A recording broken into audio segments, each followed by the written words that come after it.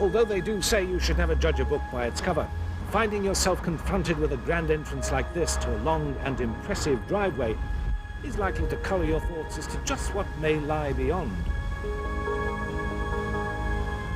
And yes, you'd be right to assume that what awaits us at the end of this drive is something rather special. But hang on a minute, we really ought to get our bearings before we wander off. This is where we are, on the Fylde coast at Lytham in Lancashire. It's a pleasant and quite prosperous little town that attracts lots of visitors in the season, with its tree-lined streets, fishermen's cottages, a marvellous swath of green along the seafront, and that most distinctive of landmarks, its famous windmill. Nowadays, Lytham forms the southern half of Lytham St Anne's, but in the past, when the Benedictine monks of Durham maintained a priory here, the community was much further inland. All of this area was dominated by huge sand dunes, often 50 feet or more high, and the monks who lived here certainly had a hard time of it, preventing the sand from inundating their priory. In those days, the community, such as it was known as Lytham, and later on, after the monks moved out, perhaps the sand got the better of them, as Lytham, until finally it became the Lytham we know it today. Well, what's in a name? It's not so much the name of the town that we're interested in, but rather the name of the family whose crest we saw high over the gatehouse. They were the Cliftons, a very powerful family indeed, who at one time owned practically the whole of the land between Blackpool and Preston. And this, Lytham Hall, is the Clifton family home. Or rather, it was, because since the early 60s, the hall has been held in the care and stewardship of the insurance giant, Guardian.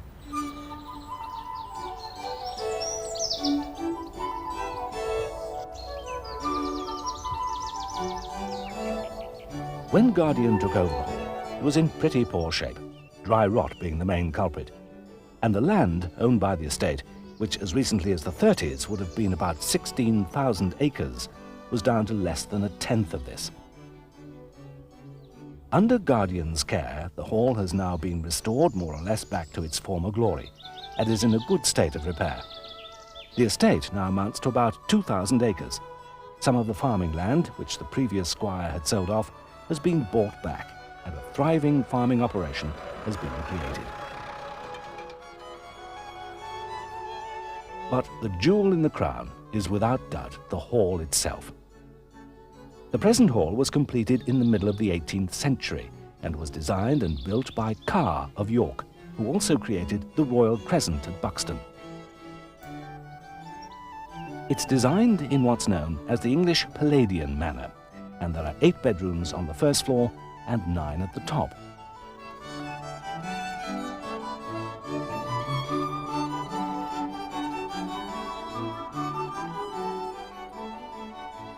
This Edwardian bedstead shares the master bedroom with an early Georgian wardrobe. And wonderful Queen Anne and Victorian furnishings jostle for attention in the company of much earlier items from the manor house that once stood here. Much of the Clifton lineage can be traced through the many fine paintings on display, and fireplaces and ceilings by Adam, as well as original hand-painted wallpaper, date from the 1760s, when the present hall was completed.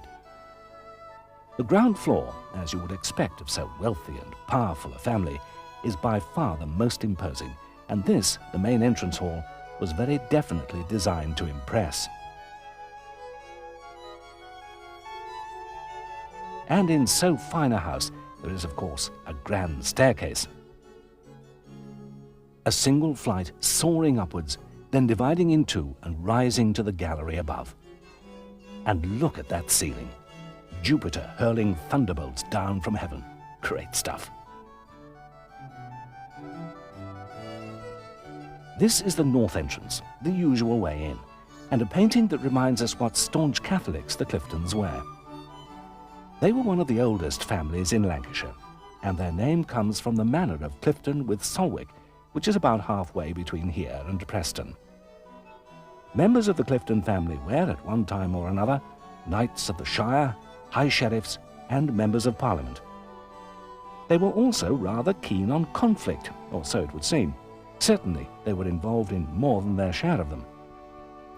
The first Thomas Clifton and 2 of his brothers were with Henry V at Agincourt, and 4 of Sir Cuthbert's sons died fighting for the Royalist cause in the Civil War. In fact, Sir Cuthbert's heir, another Thomas incidentally, had his estates seized by Parliament and sold off for the benefit of the Navy. Cuthbert Clifton, who already had possession of the adjoining Westby Manor, bought Lytham Manor in 1606 for £4,300, incidentally, and moved here in 1617, or thereabouts. He demolished the old priory and built his manor house and a chapel on the site. His heir, Thomas, the one whose estates were seized by Parliament, was in turn succeeded by his son, yet another Thomas, who after the Restoration recovered the estates and was made a baronet by Charles II in recognition of the family's loyalty to the Stuart cause. 30 years later, however, he was accused of plotting to restore James II to the throne and carted off to the Tower of London. And although subsequently acquitted, he died soon after, without leaving a male heir to the estates. Now then, this is where you really have to concentrate, because we've yet another 2 Thomases waiting in the wings. The first was the nephew of Thomas the Baronet, and he too had a nose for trouble. It was suspected that he was involved in the Jacobite rebellion of 1715. It was he who succeeded to the estate, but it was his grandson, the last of the Thomases, you'll be relieved to hear, who actually built the present-day hall. He married 3 times, and it was his 3rd wife, Lady Jane Bertie, who probably pressured him to build the hall we know today. It's their marital arms that appear over the gatehouse. They didn't so much demolish the old manor house as absorb parts of it into the new structure. Much of what we see at the back of the hall, grouped around the courtyard, is largely adapted from the earlier structure, even parts of the old priory. And it's fascinating to trace back the different ages of construction that exist side by side. Look at this. 12th century cow manure and straw. 16th century lath and plaster. And 18th century brick and mortar. 600 years of building techniques.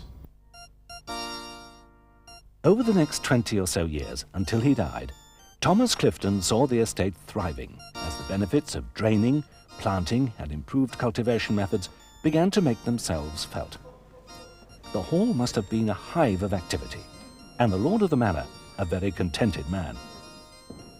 This is the ballroom on the southwest corner of the house, and through here we can take a shortcut into the dining room. Wonderfully grand portraits, of course, and over there, in the recess, an impressively ornate sideboard, which is one of the very first pieces made by Gillow of Lancaster. And off the dining room, the kitchen. Nowadays, this is used to prepare food for official dinners and receptions. One of the busiest times is just before Christmas each year, when the Guardian Manager's Dinner is held here at the hall. It's also a time when the spirit of Christmas is given full voice in carols sung by members of a local church choir.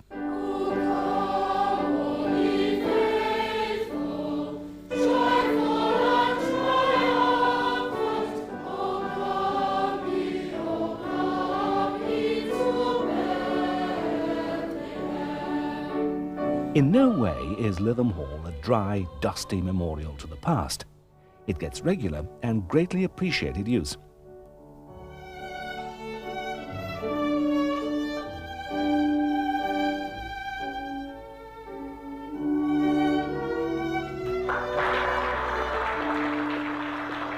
Over the years, the hall has proved a popular venue for all kinds of charitable, civic and community-based activities, and is, of course, a natural choice for Guardian's own management seminars. School children are fascinated by its history, and what better backdrop could there be for photographs? On this occasion, to promote a local children's ballet production. Because if the cause is worthy, the hall can often be made available. Providing, that is, the prospect of ghosts doesn't cause too much alarm.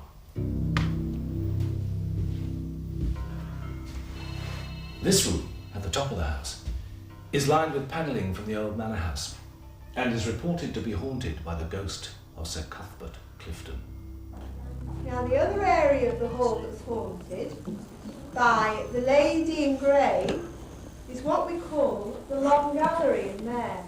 And I want you very quietly to go into the long gallery, and you'll see all along the walls paintings by Richard Ansell, which Ansell town is named after, yes? Appreciating what life was like in the past is never easy. So how about a Lytham Hall Georgian Day to set the record straight?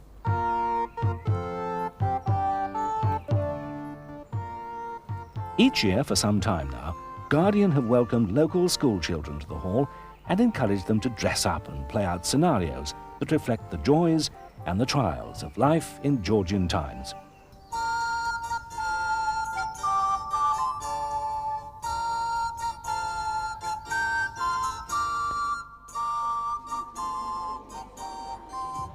Local school children are eager to learn more about the history of their community, and although we no longer have tithes to pay or forelocks to tug, it's as well we understand how a community existed and even thrived in the days when the squire's word was law, and when a hungry man who poached the squire's game would more than likely finish up on a gibbet.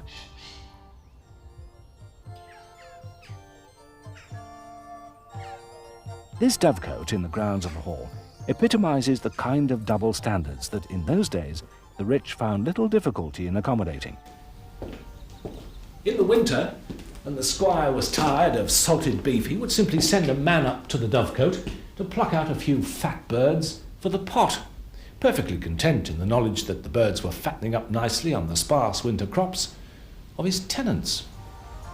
They certainly knew how to get the best of a deal, and as it happens, of the law as well. These blacked-out windows above the courtyard to the rear of the hall, for example, are old openings that have been bricked up to avoid having to pay the notorious window tax.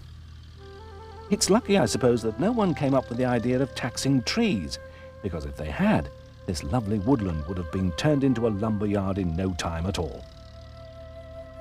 Well, that's a bit unfair, really. John Clifton, who succeeded to the estate in 1783, was very concerned about managing the grounds properly, and he and his son were responsible for creating woodlands and plantations, not only here in the hall grounds, but in many other parts of Lytham as well. John Clifton's son was yet another Thomas, and he certainly earned the title he was known by, Thomas the Tree Planter.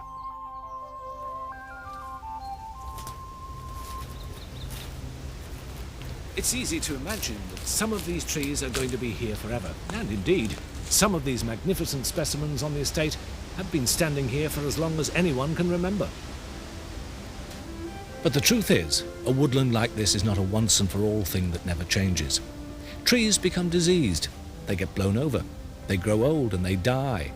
And even if they're fighting fit, they still have a battle on their hands to win their share of light and space that they need to survive. It's true that a natural woodland left to its own devices would get by perfectly well without our help. But these trees are here because we have decided we want them here. The trouble is that woodlands like these, unless they're properly managed, become a tangled mess, and they can never hope to realize the potential they have to offer.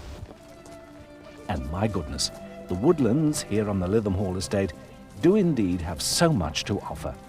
And thanks to the right kind of thinking by the folks over there at Guardian, the people of Lytham, especially the younger ones, are really making the most of what's on offer. And the last year I counted just over 50 long-eared bats, but they're only here in the summer. They come here just to have their babies, and then they usually hibernate. Could be. There are woodland walks, a cleverly devised nature trail that takes in all the seasonal highlights of the woods, and of course plenty of guidance and information to help young minds gain maximum benefit from the experience.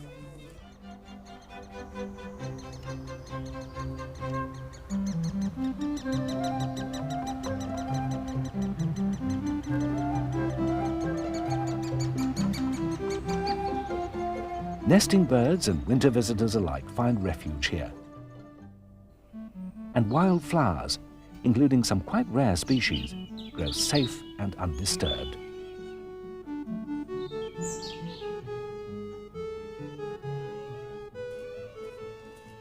And all the time in the background, people are at work maintaining the grounds, raising pheasant chicks, getting on with the many things that make the place tick. Like planting trees, for example. And of course, felling those that have become diseased or dangerous. Now, this is a profession where you start not at the bottom, but at the top.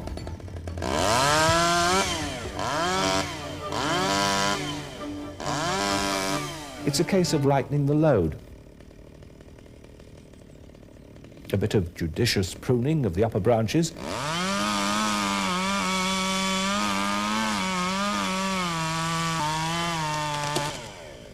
And then,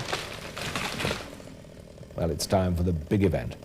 The trunk itself is ready for the chop.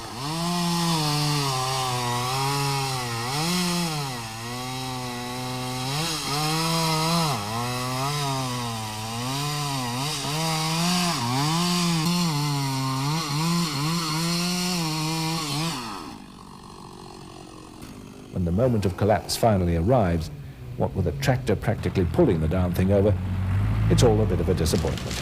But, like they say, it's safety first that rules the day. Oh yes, and he's a lumberjack and he's okay.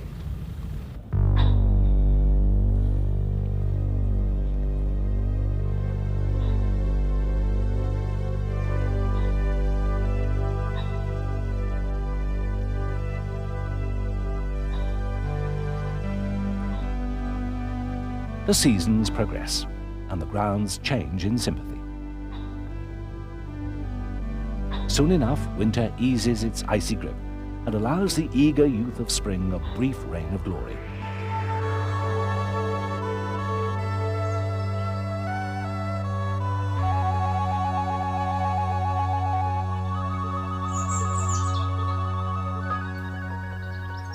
As the days grow longer, summer bathes the grounds in a warm haze of colour, until it too succumbs to the ripe certainty of autumn and a last brave burst of finery.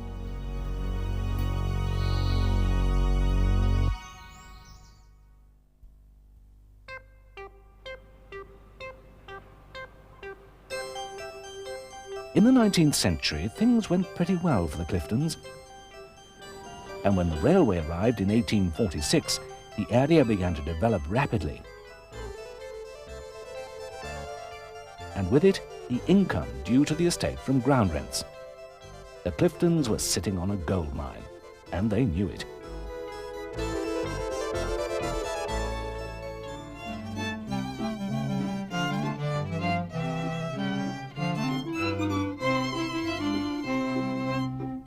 Even into the 20s and 30s of this century, life remained sweet, the living easy,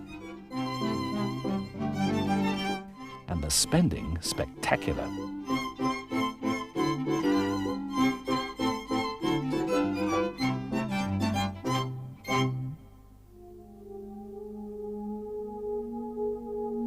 Then, for one reason or another, things began to go awry. Until by the end of the last war, the estate and its farms were being sold off piecemeal to pay mounting debts.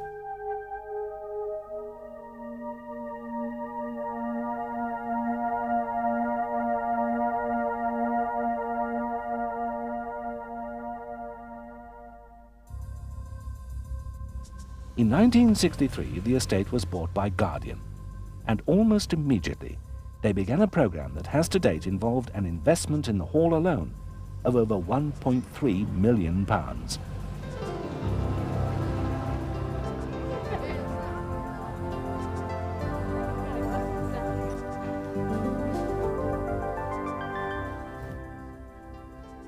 During the time that Lytham Hall has been in Guardian's care, the people of Lytham St Anne's have shared the company's enthusiasm for this wonderful country house, and Guardian's committed stewardship has allowed many thousands to enjoy the quiet, elegant calm of the hall and its grounds.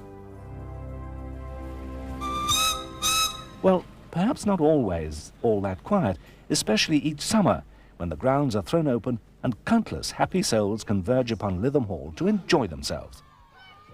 This special open weekend is certainly the noisiest time of the year, very definitely the most fun for everyone involved. And as Guardian had intended from the very first, it's also a terrific opportunity for charities to benefit too. It's just wonderful. The weather here is now brilliant, so please to goodness you'll come and spend and really raise a few bob for all the local charities. Thanks very much. Bye. Thank you, Russell. Well, it's very nice to be here, associated with such a good cause. So add to what everyone's already said, let's raise more money this year than we've raised in the past, especially on such a lovely afternoon. And I look forward to flying for you later on.